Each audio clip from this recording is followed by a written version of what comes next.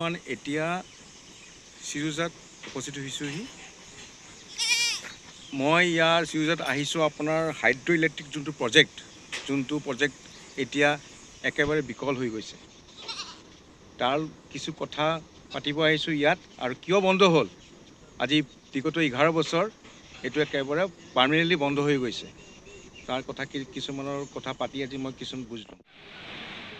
আমাৰ ইয়াত আমাৰ যিটো লাইট উৎপাদন কৰা হাইড্ৰলিক কোম্পানী আহিছিলে, আপোনাৰ ইলেক্ট্ৰিচিটি, যদি আপোনাৰ এই কোম্পানীটো আহি কামখিনি সফল হোৱা হ'লে আজি আমাৰ মানে ইয়াত নদুৱাৰ বা বিশ্বনাথ চাৰিআলিত লাইটৰ মানে আমাৰ অসুবিধা নহ'ল। কিন্তু আজি এইটো হঠাৎকৈ আপোনাৰ আজি 11 বছৰমান হৈ গ'ল বন্ধ হোৱা, কিন্তু ভাল মানে কাম চলি আছে। কিন্তু আজি লাইটৰ বহুত অসুবিধাত আমি পৰি আছোঁ। সময় গতিকে আমি মানে এতিয়া এই প্ৰজেক্টটোত আমাৰ লাইটৰ দ্বাৰাইদি চলে। লাইট নোহোৱাৰ কাৰণে আজি আমি ডিজি চলাই পেলাই আমি মানে ব্যৱহাৰ কৰি আছোঁ। কিন্তু এই তেনেকৈ আমি মানে অলপ কষ্টত চলি আছোঁ আৰু লাইটৰ বিষয় লৈ পেলাই।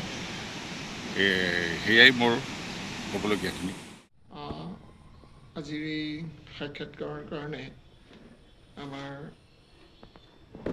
যিসকল আহিছে মহাজাতিৰ 24 লাইভৰ ফালৰ পৰা তেখেতসকললৈ শ্ৰদ্ধা নিবেদন কৰিছোঁ।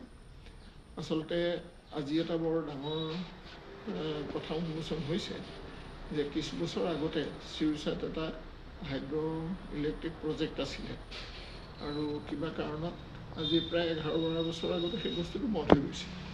আমি ভাবিছোঁ য'ত যেনেকৈ ৰিচৰ্চ আছে সেইখিনি নতুনকৈ কৰিবলগীয়াখিনি কৰিব লাগে, আৰু আগৰ যিখিনি আছিলে, যিখিনি বন্ধ হৈ গৈছে সেইখিনি ৰিঅ'পন কৰাটো আমাৰ অতি প্ৰয়োজন বুলি আমি ভাবোঁ। তেতিয়াহে আমাৰ অঞ্চলটোৰ অলৰাউণ্ড ডেভেলপমেণ্ট সম্ভৱ হ'ব।